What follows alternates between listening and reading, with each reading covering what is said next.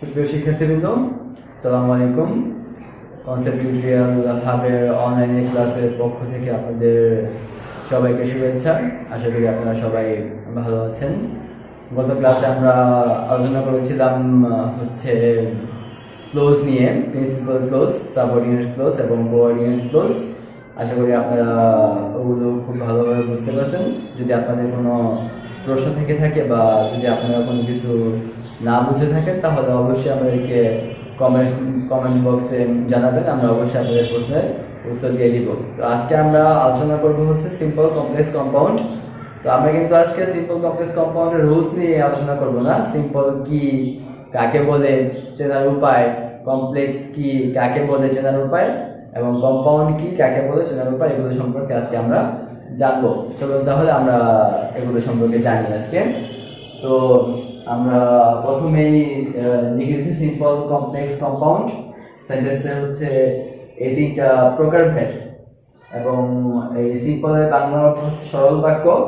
আমরা সরল বাক্য বা সিম্পল সেন্টেন্সের চেনার বৈশিষ্ট্য এবং সংজ্ঞা জানবো আজকে। কমপ্লেক্স এর বাংলা অর্থ হচ্ছে জটিল বাক্য এবং এটার চেনার বৈশিষ্ট্য আর সংজ্ঞা আমরা আজকে জানবো। আর কম্পাউন্ডের বাংলা অর্থ হচ্ছে মিশ্র বাক্য, এটারও আজকে আমরা সংজ্ঞা প্লাস এটার আজকে আমরা চেনার বৈশিষ্ট্য সম্পর্কে জানবো। তো মূলত এগুলো চেনার যে বৈশিষ্ট্য এবং এগুলো যে সংজ্ঞা আমাদের কেন জানতে হবে, কারণ যদি আমরা বৈশিষ্ট্য না জানতে পারি তাহলে আমরা পরিবর্তনগুলো বুঝতে পারবো না। পরিবর্তনগুলো ভালোভাবে বোঝার জন্য এগুলোর সংজ্ঞা প্লাস এগুলোর বৈশিষ্ট্য আমাদের ভালোভাবে জানতে হবে। চলুন তাহলে আমরা প্রথমে সিম্পল সেন্টেন্স নিয়ে আজকে আলোচনা আরম্ভ করি।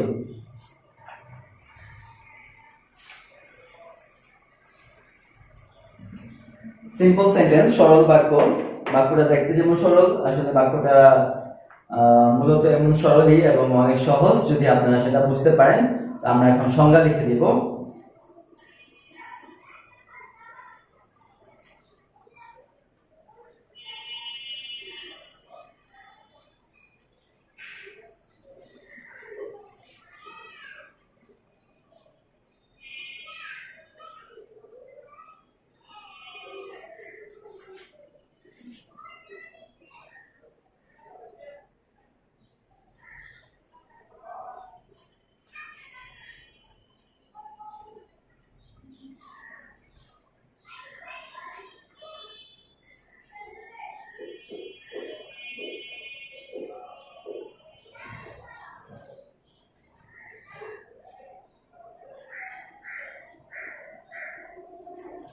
তো শিক্ষার্থীবৃন্দ, আমরা দেখতে পাচ্ছি সিম্পল বাক্যের সংজ্ঞা লিখে দেওয়া আছে বোর্ডের মধ্যে। যে বাক্যে একটি সাবজেক্ট থাকবে, একটি ফিনিট ভার্ব থাকবে আর হচ্ছে একটি অবজেক্ট থাকবে, তাকে বলা হবে সিম্পল সেন্টেন্স। তো সাবজেক্ট এবং অবজেক্ট সম্পর্কে মোটামুটি আমাদের সবার কম বেশি ধারণা আছে। ধারণা যদি না থাকে তাহলে কমেন্ট বক্সে জানাবেন। এটা অনেকবার ডিসকাস করা হয়েছে, এজন্য আমরা এটা নিয়ে এখন আর ডিসকাস করব না। আমরা এখন ডিসকাস করব ফিনিট ভার্ব কি সেটা নিয়ে।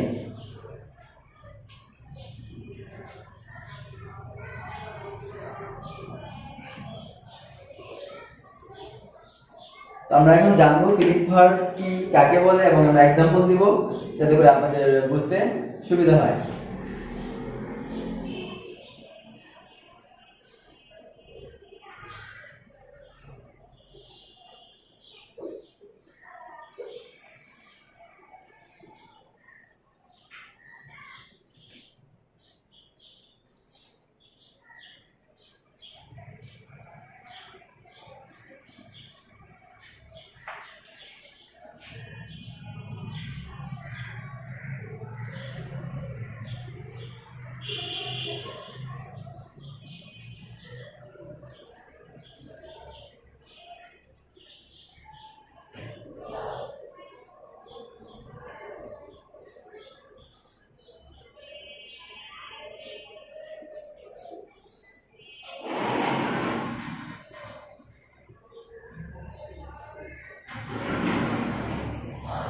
শিক্ষার্থীবৃন্দ, আমরা প্রথমে দেখতে পাচ্ছি সিম্পল সেন্টেন্সের মধ্যে ফিনিট ভার্ব, যে ভার্ব বাক্যের সাবজেক্টের অর্থ প্রকাশে সহায়তা করবে তাকে বলা হবে ফিনিট ভার্ব। তো বাক্যের মধ্যে কিন্তু একটা ভার্ব থাকবে এরকম কোনো কন্ডিশন নাই, এক বা একাধিক ভার্ব থাকতে পারে।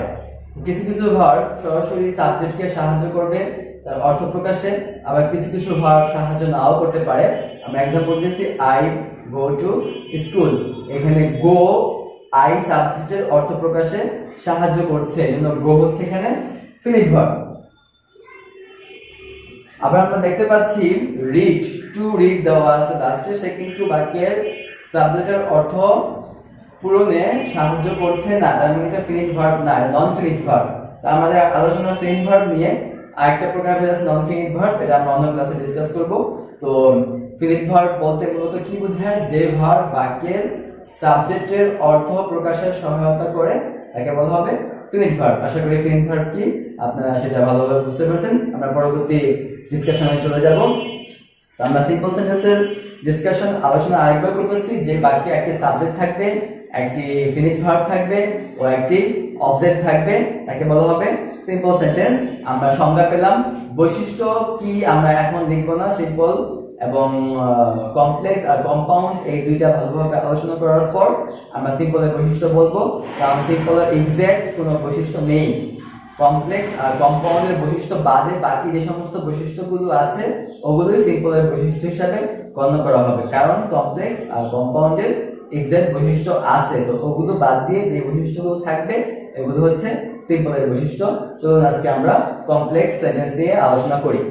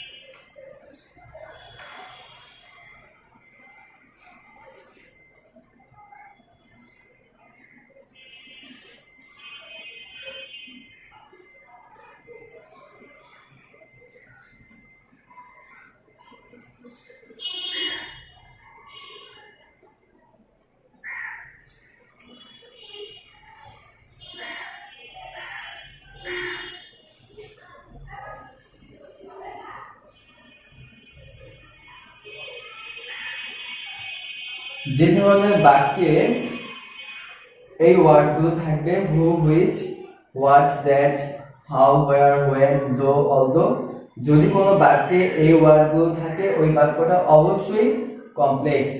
তার মানে হচ্ছে কমপ্লেক্সের সবচেয়ে বড় বৈশিষ্ট্য হচ্ছে বাক্যের মধ্যে এই ওয়ার্ডগুলো থাকবে। এই ওয়ার্ডগুলোর নাম হচ্ছে কনজাংশন বা কোঅর্ডিনেটিং কনজাংশন। শুধুমাত্র এই ওয়ার্ডগুলোই থাকবে না, আরো কিছু জিনিস থাকবে, চলুন আমরা দেখি।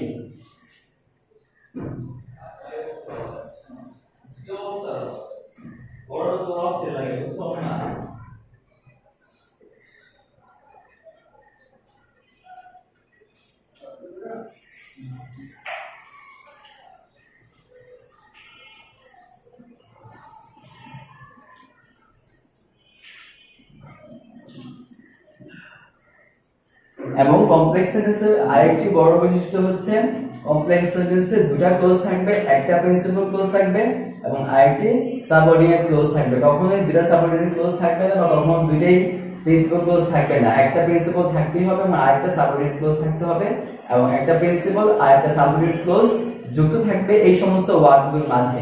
এই সমস্ত ওয়ার্ডগুলো বাক্যের প্রথমেও বসতে পারে, বাক্যের মাঝেও বসতে পারে। চলুন আমরা एग्जांपल দেখি।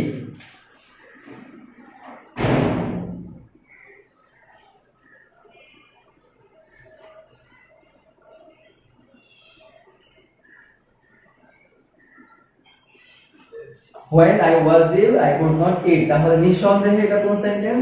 নিঃসন্দেহে এটা হচ্ছে কমপ্লেক্স সেন্টেন্স। আমরা আগে বলছি হু, হুইচ, হোয়াট, দ্যাট, হোয়েন এগুলো যে বাক্যের মধ্যে থাকবে সেই বাক্যটা অবশ্যই কমপ্লেক্স সেন্টেন্স। তো when I was ill, যখন আমি অসুস্থ ছিলাম, when যুক্ত বা এই ওয়ার্ডগুলো যুক্ত যে ক্লোজ থাকবে সেটা সাবঅর্ডিনেট ক্লোজ, আর অপর ক্লোজ হবে প্রিন্সিপাল ক্লোজ। তাহলে when যুক্ত অংশটি হচ্ছে সাবঅর্ডিনেট ক্লোজ, আর হচ্ছে I couldn't eat এই অংশটি হচ্ছে প্রিন্সিপাল ক্লোজ। এবং এগুলো যুক্ত আছে কি দ্বারা? when দ্বারা।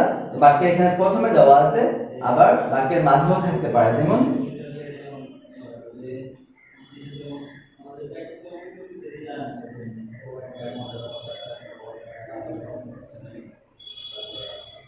শিক্ষার্থীরা আপনারা দেখতে পাচ্ছেন when এখানে বাক্যের প্রথমে ছিল, আবার এখানে বাক্যের মাঝে চলে গেছে। তার মানে কিন্তু এই কোঅর্ডিনেটিং কনজাংশন গুলো বা এই ওয়ার্ডগুলো বাক্যের প্রথমেও থাকতে পারে, বাক্যের মাঝেও থাকতে পারে। সবচেয়ে বড় ব্যাপার হচ্ছে এই ওয়ার্ডগুলো যেই বাক্যের মধ্যে থাকবে সেই বাক্যটা অবশ্যই কমপ্লেক্স সেন্টেন্সে হবে। এরপর আমরা কম্পাউন্ড নিয়ে আলোচনা করব।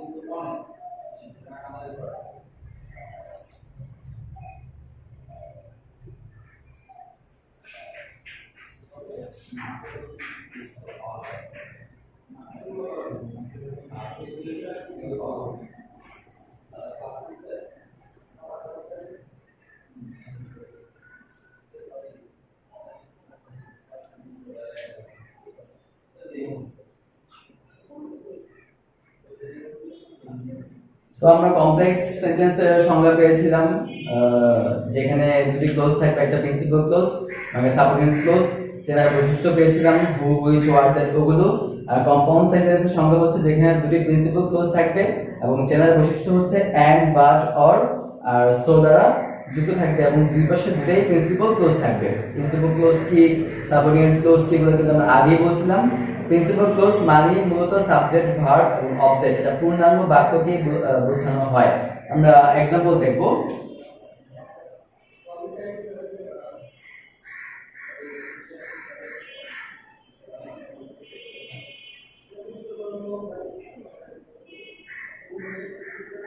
আমরা এখানে দেখতে পাচ্ছি আই ওয়াজ ইল, এটাও তার অর্থ, এটা হচ্ছে একটা ক্লোজ।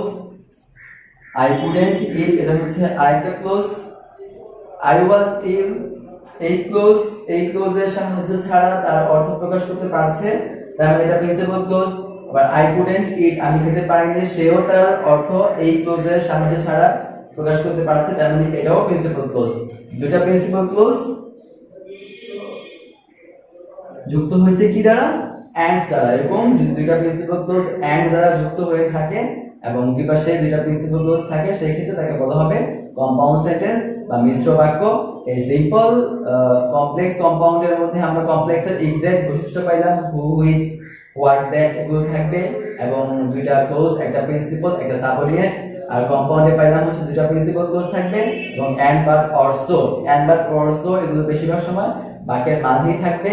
তো কমপ্লেক্স আর কম্পাউন্ডের এক্সাক্ট বৈশিষ্ট্য বাদে বাকি যে বৈশিষ্ট্যগুলো রয়েছে এগুলো সব হচ্ছে সিম্পল সেন্টেন্সের বৈশিষ্ট্য। আশা করি আপনারা সিম্পল কমপ্লেক্স কম্পাউন্ডের সংজ্ঞা এবং সিম্পল কমপ্লেক্স কম্পাউন্ডের বৈশিষ্ট্যগুলো কি কি এগুলো ভালোভাবে বুঝতে পারছেন। এগুলো আপনারা ভালোভাবে ভিডিওটা দেখবেন এবং যদি কোনো প্রশ্ন থাকে অবশ্যই জিজ্ঞাসা করবেন, কারণ সিম্পল কমপ্লেক্স কম্পাউন্ড করার জন্য আমাদের এগুলো লাগবে। আপনারা অবশ্যই আপনাদের যেই ব্যাপারে কনফিউশন আছে এগুলো আগে ক্লিয়ার করে নেবেন। পরবর্তী ক্লাসে আবার দেখা হবে, আমরা পরবর্তী ক্লাসে সিম্পল কমপ্লেক্সের রুলসগুলো আলোচনা করব। ওই পর্যন্ত সবাই ভালো থাকেন, সুস্থ থাকেন। ধন্যবাদ সবাইকে। আসসালামু আলাইকুম।